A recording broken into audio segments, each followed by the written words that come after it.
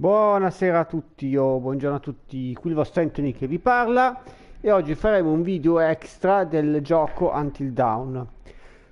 Allora, io vi voglio ricordare, io il gioco l'avevo già finito tutto e vi avevo fatto vedere anche tutti gli oggetti e i totem nello scorso video, tutti gli oggetti i documenti che si possono trovare durante il gioco. Magari non li troverete tutti in una run, ma magari in 2 o 3 run. Oggi vedremo una cosa nuova, i contenuti bonus, sperando che YouTube non li blocchi. Che ogni tanto capita che magari se si fa una live c'è un pezzo di video che è protetto, non si sa da che cosa, protetto secondo loro, che protezione è non lo so, lasciamo perdere e oggi farò vedere questi video con la speranza che riusciamo a vederli tutti. Come vedete sono un bel po', io adesso sto cercando di guadagnare tempo perché non voglio che magari durante il video mi appaia quella solita rottura di scatole che dopo 2 o 3 minuti per un secondo vada via l'immagine. Quindi vediamo un po', allora, il cast che farà vedere tutte le persone che hanno partecipato al gioco, quindi vedremo anche la versione diciamo reale di tutti i personaggi del gioco. Poi ci sarà la creazione di una scena, la scienza della paura, poi le 1000 pagine, la colonna sonora, dallo studio allo schermo, che fanno vedere come hanno fatto il gioco con tutti i sensori, dallo studio allo schermo 2, eventi nefasti e poi ci sarà l'orrore prende vita. Quindi penso che ci saranno alcune cose secondarie che magari durante il gioco non è stato fatto vedere, perché questi, diciamo che questi contenuti bonus si sbloccano man mano che si va avanti nel gioco e mi sembra anche bisogna anche finirlo, perché altrimenti tutte queste cose qui non, forse solo il cast si può vedere, diciamo, ma non il resto. Colgo anche l'occasione per ringraziare tutte quelle persone che mi seguono, che mi hanno fatto anche gli auguri di compleanno, perché la settimana scorsa è stato il mio compleanno. Se voi ci avete fatto caso, io non ho fatto la live di giovedì, ma l'ho fatta di venerdì, se non sbaglio adesso. Perché guarda, io con la memoria su certe cose ho l'Alzheimer, si fa per dire l'Alzheimer, tranne al lavoro per fortuna. Va bene, allora, visto che non mi sta creando problemi, nel caso se mi crea problemi blocco il video e lo rimettiamo, ragazzi, non c'è problema. Va bene, allora incominciamo con i contenuti, con il cast. Via.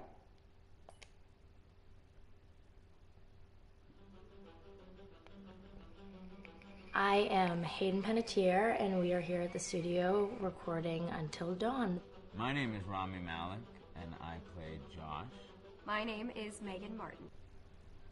Ecco, ecco qua, avete visto? Me l'ha fatto dopo 20 secondi, quindi adesso, meno male che l'ha fatto subito. Rifacciamo, ripetiamo, ok. Naturalmente sottotitolato in italiano. I am Hayden Panettiere, and we are here at the studio recording Until Dawn. My name is Rami Malek, and I play Josh. My name is Megan Martin. My name is Brett Dalton. My name is Antonella-Lentini, and I played Hannah and Beth. My name is Jordan Fisher, and I play the character Matthew, Matt for short. I'm Nicole Bloom, and I play Emily in the game. My name is Noah Fleiss. I am Galadriel Steinman, and I play Ashley. So, Until Dawn is the story of 8 teenagers who revisit this cabin in the woods about a year later after a really traumatic experience where I've lost 2 of my sisters, so coming to kind of get some closure in that respect. One of the things that Larry does really well is make these multi-layered characters, and I think for just the story in general, it follows the quintessential horror film plot lines, but the characters are so unique in themselves, and I think that's very cool. Oh, I hope this was the right thing to do. What? You know, getting everyone together on the anniversary. I mean, Josh seemed really pumped about us all doing something, didn't he? Yeah, no, he definitely did. I haven't seen him so excited about something in forever. Good, good. Sam and I have a few things in common, such as being huge lovers of animals, and she's a huge animal lover. She's vegan. She is a pacifist. I'm not quite sure if I'm going to go as far as saying that I'm a pacifist, but she's spunky and cool. I know that she, I think, is made fun of a little bit by the rest of them who think that her morals and her beliefs in that area are a little ridiculous and they don't agree with them, but she doesn't care. It doesn't stop her from being herself, and that's something that I hope I have in common with her. You know, he definitely can be depressed at some times and a bit of a loner, but he takes some solace in one of his sister's friends, Sam, played by Hayden Panettiere, and invites everybody back to the same house the next year to kind of find some closure. Jessica she has a whole lot of personality. She is definitely the sort of mean girl character that, you know, at school she knows she's pretty, she knows that boys like her, and she's going to use it to her advantage.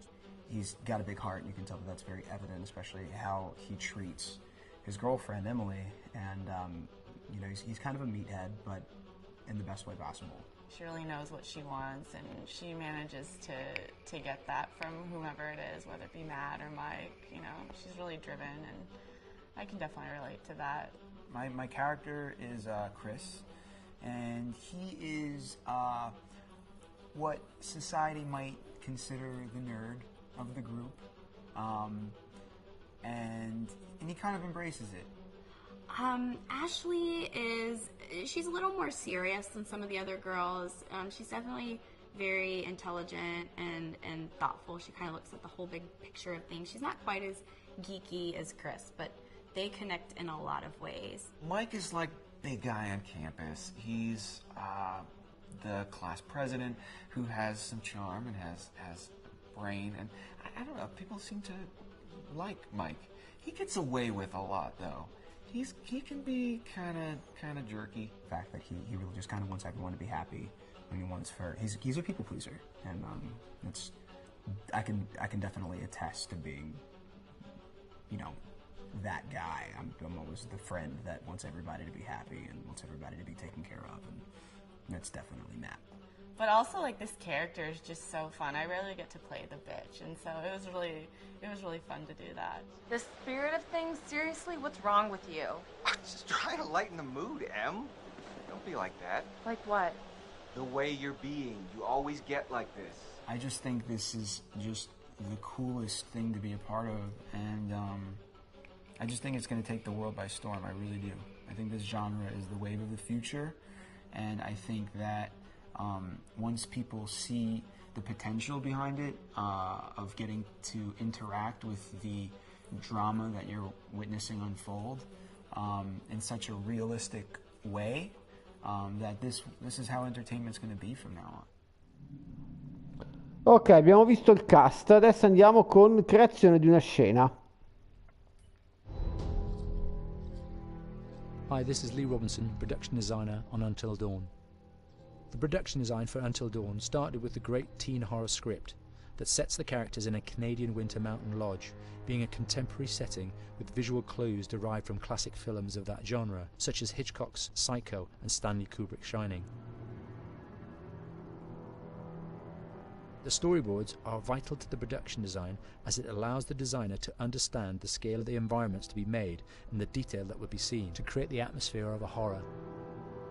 This took us into concepts that took these storyboards further, visualizing the world through the color palette, the lighting, tone, and the mood, and developing key locations such as the lodge, the cable car stations, the forests themselves, the wilderness. As you can see, the environments and atmospheres change quite a bit from warm and inviting to cold and threatening. The Millionaire's Mountain Lodge was a key example. It was designed to be made from nearby stone and timber, embedding it into the landscape, with a contrasting and contemporary interior needing to be opulent and extravagant. We created dark and claustrophobic corridors with ominous and large open spaces, almost cathedral-like in size, and with huge structures to silhouette and dwarf the characters within, providing a labyrinth to explore and wander. Each character was developed with a strong visual identity in mind, with contrasting colours, tones and silhouettes to identify them, each to have their own texture, pattern and shape, so that when they were lined up you could always identify them. The costume designs allowed a range of clothes that would suit them for the cold winter weather, but also have an element of style and individualism, so that the audience could look at them and relate, recognizing themselves within them. A lady would like to cuddle up with her man by a nice cozy fire bathed in atmospheric mood lighting. Right. It'll get plenty toasty once we're rubbing up against each other. Mike. Yeah. Fire and mood lighting. Yes. Working with the lighting artists, we really brought the look and feel of the world together, and this required a thorough understanding of the visual language of teen horror. A key scene was where all the characters emerge out of the rear of the lodge chasing Hannah. A contrast is evident straight away from the exterior wilderness to the warmth of the lodge. The attention to character lighting here is through the bounce and rim lighting, accented colours and composition, creating characters that come from the dark into the light and back again with an emotional effect. Guys, there's someone outside. What the hell? Hannah! What's going on? Where's my sister going? It's fine. She just can't take a joke. It was just a prank, Han. Ok, mo la prossima, la scienza della paura.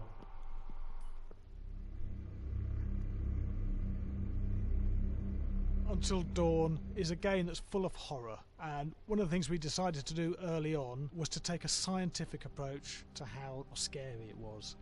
So we did experiments on people and we measured their responses to the game. We've created a test area. It's as close to a home setup as we can get it. We've recruited ordinary people to play the game and we've left them to play it on their own. You're turning the light off.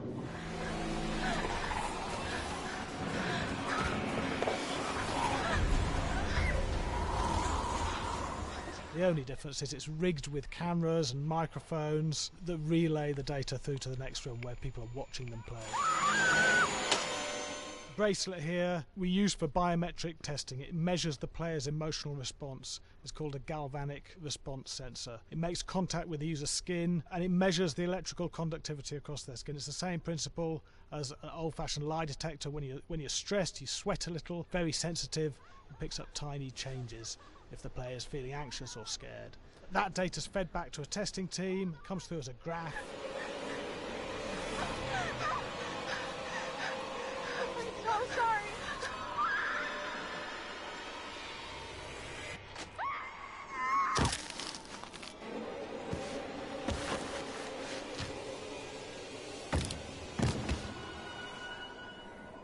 There's no point testing one or two people, you have to test a lot of people. And what's your step? When we have a scare that's consistently has a measurable emotional response, then we knew it was good. If it didn't have that, it goes back to the team for improvement. The data doesn't tell us what's wrong with the scare, it only tells us if it's working or not. Wait, okay, so you hear that too, right? Josh. Here we have a chapter relatively early in the game. Weirdly regular. Nothing regular about it. We have to create tension and anxiety in the player so they are ready to receive the scare.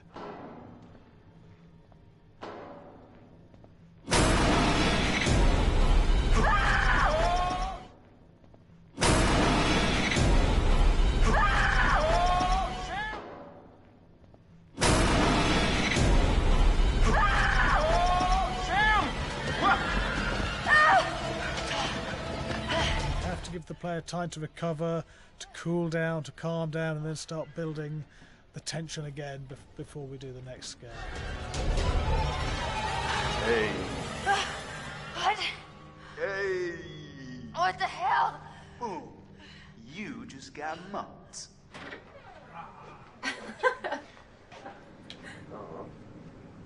Yeah, I have such an adrenaline high from that game. There's two things we found. One is we could look at the scares, analyse if our expected scares were working effectively. Were people shrieking and covering their hands, or were they getting an emotional response from it? And being scientific about it means that we strip out people's opinions about whether things are working or not. We've got data, and we look at the data. If it's working, we're happy with it. Pretty scary. bit scared and wanting to get away. I actually be maybe a bit scared to play on my own, but in a room with the lights on, yeah, with some other people as well, yeah, maybe. But because I'm a scaredy cat, I would play with someone in the room. And the lights on. It was one of the scariest games I've played in a long while. Ok, il prossimo video è le 1000 pagine. Hi, Larry. Hey, Graham. Hi, my name is Graham Resnick. I'm a filmmaker, writer, director, sound designer, and I started working with Larry Fessenden about 10, 15 years ago through my friend Ty West, who I grew up with, and have done a lot of sound design with on his films. And he was producing Ty's films at the time, and Ty introduced me to Larry. Larry produced my first feature, and we've written together on several projects. My name is Larry Fessenden. I'm a filmmaker. I run Glass Eye Pix, which is an independent production company out of New York. We make indie movies, a lot of scary movies as well. And I got a call to audition to write this video game. And I called my pal Graham Resnick because Graham's a gamer. And while I thought I could offer something to the idea of writing this multi-branching story, I knew that I would want Graham's expertise as a lover of gameplay, since I guess games were started. So and just as a lover. And as a lover, yes. Which is why there's so many sex jokes in the game. There was one Italian website that did say the Larry that's Fessenden right. and Graham Resnick, the two lovers behind Until Dawn. Come here. Maybe I know how to handle you too. I am definitely ready to be handled. So I wanted Graham by my side. Yeah, and we got the gig, and it's been an amazing ride. Oh, hell yeah. Oh my god. She's taking her shirt off. What? Oh my god. Matt, what are you doing here? Hannah. I'm sorry, Hannah. This all got Don't out of mind, hand, just but... So in the game, the basic setup is that a year prior to the game's start, all these kids had gone up to a ski lodge that was owned by the parents of one of the kids, or a couple of the kids, and some of the teenagers played a prank on some of the other teenagers, and a terrible tragedy occurred when a few of them, two sisters, ran out into a blizzard, and were never seen from again.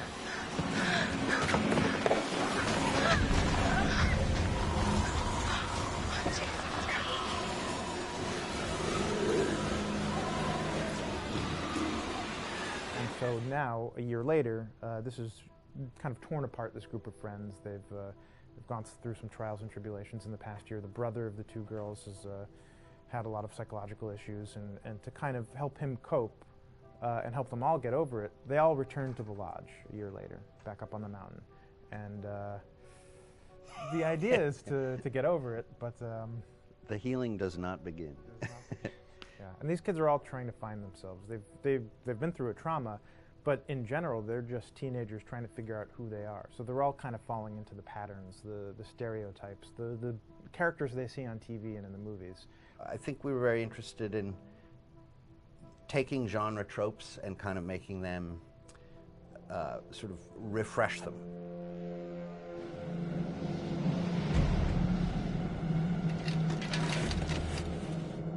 Hey, did you see that?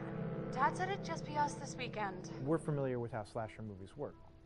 Most people have seen some horror movies, and we have established notions and preconceptions about the roles of the players in horror movies and how they talk and how they get killed and how they have sex. And to bring you into the game that way and then subvert a lot of those expectations was kind of our goal. They're haunted by some incident that happened in their past, which I think you pretty much figure out that that's going to have a role in their interaction. Yeah, so I think what was fun was we take some sort of stock characters and we try to give them some shape, but at least at the beginning they're recognizable in the way of groups of friends. There's the jock and the bitchy girl and the rivalries between everyone. And oh my gosh, and really fun characters too. Like we just had so much fun living in the minds of these characters through writing the script. What do you think? Jesus! You know, it was fun. I think we were looking to get that kind of banter that you see both in movies, but also that you absolutely have with friends, and sort of those inside jokes. And of course, as writers and as friends ourselves, we sort of developed little tracks, and we try to give the characters that kind of vibe. Ok, il prossimo video è la colonna sonora.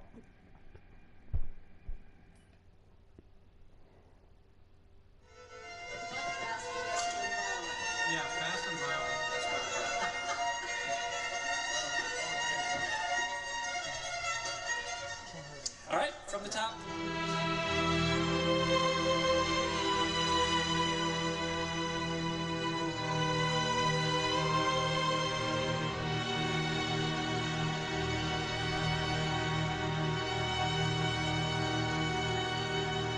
My name is Jason Graves, and I'm the composer for Until Dawn.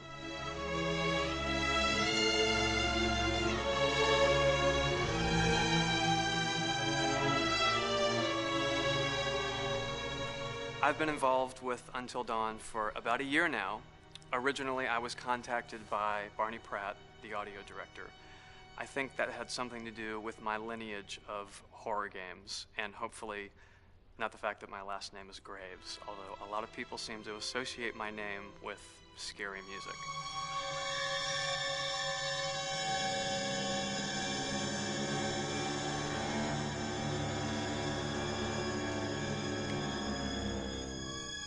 One of the things that was really exciting about working with Barney and the team at Supermassive is they really wanted something unique for the music. They wanted the music to stand out and be a character on its own in the game.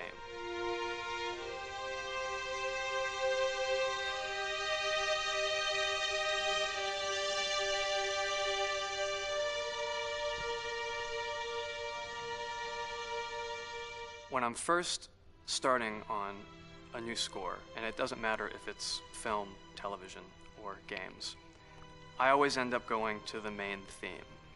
Sometimes the developer or producer isn't even necessarily interested in the main theme at the beginning. I just want to do it for myself, because for me, the main theme is the identity of the game. It establishes the mood, the atmosphere, and the character of the music, and how it's going to be playing in the background. And that's what we did with Until Dawn. That was actually my demo pitch to Supermassive Games. I put a main theme together, recorded all the instruments at my studio, and sent it to them. And they liked it. We actually ended up recording that exact theme, all the instruments and everything, live here at Ocean Way probably 9 months ago. And that's what we've been using in all the demos for the game, and that's the final version of the theme that is the main theme that you'll hear on the menus and in some key pieces of gameplay.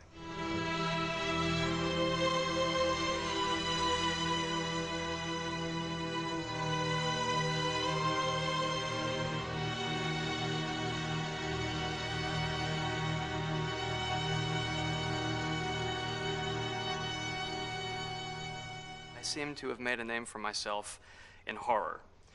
And there's something about scary music, I think it's maybe the lack of rules. The biggest rule in scary music is there are no rules, so you can do anything you want, and actually, if you end up doing things that don't feel like they would work out together, they kind of clash, and it ends up being even more effective for scary music. So that's what really drew me to Until Dawn, was the textures, plus writing thematic material that is interwoven with the scary textures. I haven't really done anything like that before. Usually it was just all tension all the time, and that's fun and it's great. But I'm actually at heart a very melodic composer. That's the kind of music I love listening to, and that's the kind of music I love writing. That's the kind of music I got to work on in Until Dawn. Very nice. Same thing.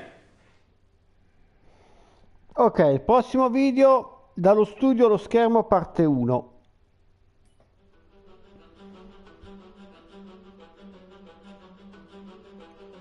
My name is Will Biles, Executive Creative Director of Until Dawn. The first part of getting a believable facial performance in-game is to capture, topographically, the actor's range of emotional expressions, as separate versions of the same head. Every tiny nuance gets digitized and merged, effectively creating a model that can recreate every facial movement that the actor makes. Once the topography has been recorded, the actor's performance itself can be captured by using a predetermined set of marker points, drawn precisely on the face, and a high-def helmet cam, wirelessly linked to capture devices. The camera is the small box where it looks like the microphone should be. Outro Sam. Mark. It records in high def the movement of the dots throughout the performance that will drive the expressions captured earlier. Unlike other systems, this form of capture is far less lossy because there are fewer interpretations between performance captured and performance rendered finally in-game. The audio is also recorded via 2 separate lavalier mics attached to the helmet. It takes a while for the actors to acclimatize to carrying around the recording devices and the helmet cams, but very soon the shoot becomes similar to any other effects shoot or a green screen shoot. The actors in these scenes are only recording facial animation, but use cursory body movements for pacing. Wait, and maybe we should all stick together and find everybody and make sure they're all okay, so... 1-1, the year before the prank. Take 2, Mark. Other than the other actors, they have to use their imagination for everything and everywhere that they are supposed to be seeing and feeling. Idiot! So dumb! From a hot midday studio in Los Angeles to a freezing midnight mountain in British Columbia.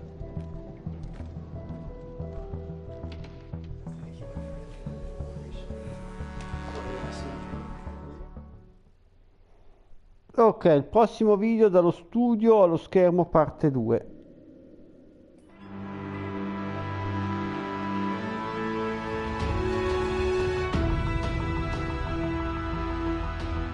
Because Until Dawn has a dynamic, ever-changing story, the facial performances and the body performances are recorded separately with different systems.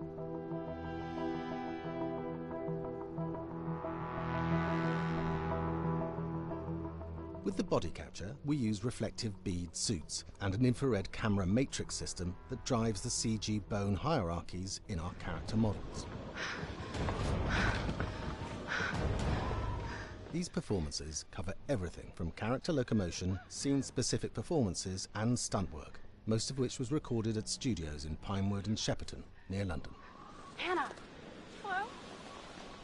Combining all the elements seamlessly in the final game becomes a formidable editing and logistical task. Every variation, both physical and emotional, must be combined in these multi-edits.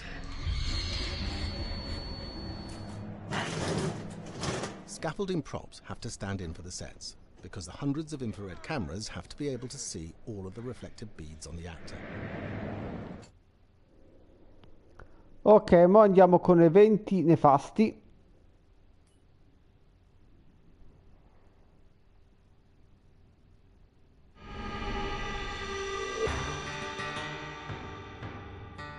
America's North Woods border region.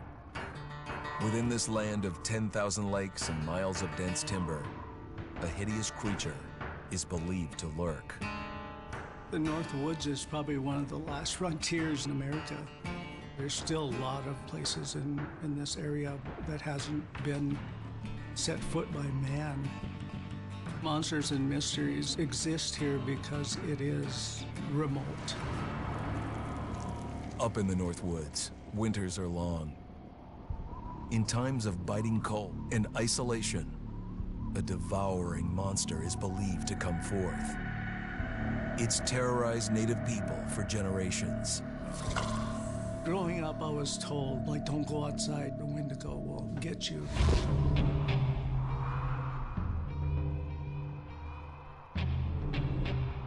Among the traditions of the northern Algonquin tribes is the Wendigo, a monster that can seize hold of a person to carry out its hunger for human flesh. Many Native Americans fear even talking about this Wendigo, and even the mention of the name will let the Wendigo find out where you are, and it will open you up to be possessed by this Wendigo.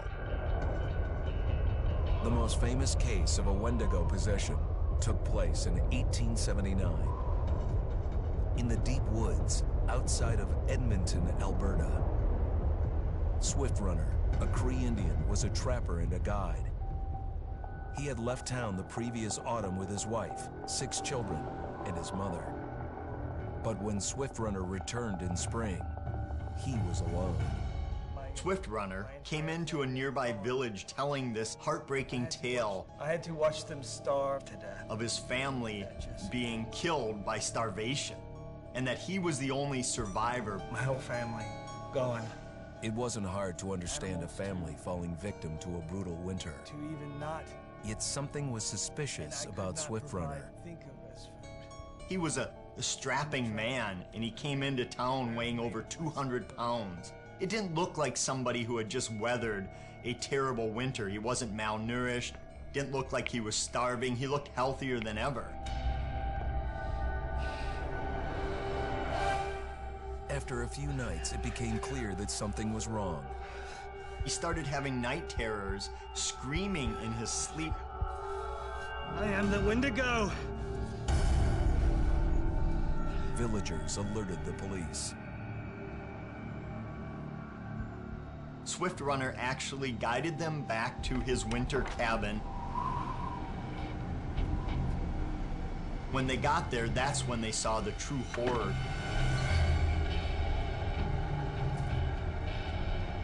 Human skulls were scattered around, many bones, some of which had been snapped in half, and the marrow inside had been drained.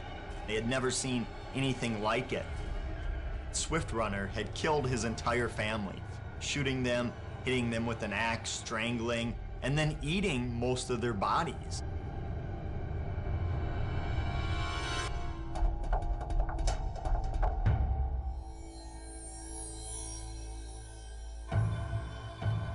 Right up until the moment the noose was on his neck, Swift Runner swore the evil spirit of the Wendigo had possessed him and twisted him into a cannibal killer. When he was on the gallows, Swift Runner himself said, "I am no longer a man."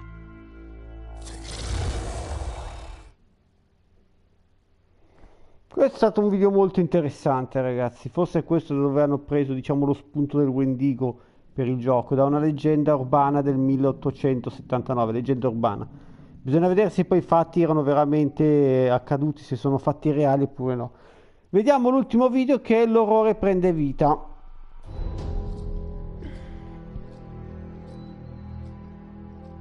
Just move over there. Go on, move. Let me say what I came to say. I'm here to tell you what you're up against being back on this mountain. You should never have returned. I don't know why you did after what happened last year. You mean with Hannah and Beth? Yeah, how could you know without being involved? I don't take kindly to you kids coming up here to my mountain. Your mountain. The mountain don't belong to me, it's true. But it don't belong to the Washingtons. This mountain belongs to the Wendigo. Hi, this is Lee Robinson, production designer at Supermassive Games. Understanding the ancient myths of the Wendigo was key for their development that helped the visual look. Through sketches and concepts, these elements were visualized, such as eyes being milky, almost dead, with loss of lips and eyelids due to frostbite, fangs growing and arms and legs getting longer, with skin hardening and thickening to look snarling and menacing, yet withered and lean. The hell was that? Another fingers and toenails extending like claws, allowing them to climb effortlessly. We made them look gaunt and weathered, and having ragged remains of clothes they wore. Blood-stained and rotten, with patches of hair still remaining, they retained strong skeletal limbs, which enable them to be agile and quick through the environment. Where are you? My name is Jamie Gallipo, animation director at Supermassive.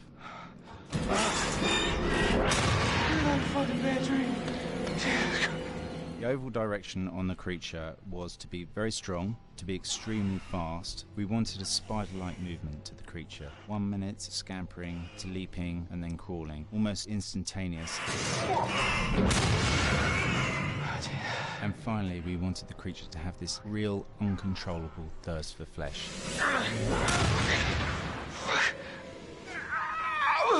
From a sound design perspective, the Wendigo is a real challenge. For the main vocalizations of the Wendigo, we used our own vocalizations, various different animals from the exotic to the farmyard, various plugins and processes to gel these sounds together and keep a human resonance behind that voice, telling the backstory of the Wendigo.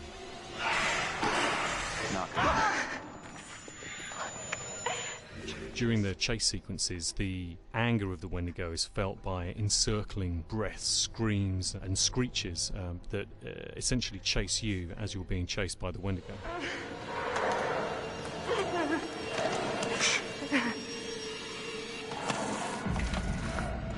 We would layer them up in a multitude of layers, sometimes 15, 20 sounds playing at the same time, to build up the vocalizations for this fearsome creature which is always in attack mode, hyperactive and chasing you throughout the game.